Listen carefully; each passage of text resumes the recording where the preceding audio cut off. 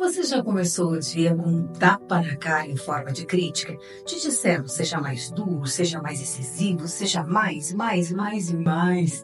Ao final dos vagões e vagões e vagões de aconselhamentos, lá está o que sobrou de você. Mas calma, as atribulações servem para ajeitar as coisas no devido lugar, para você perceber se realmente se perdeu num tempo muito distante, só para se encaixar na caixinha que te deram, para você usar como se sua cama fosse.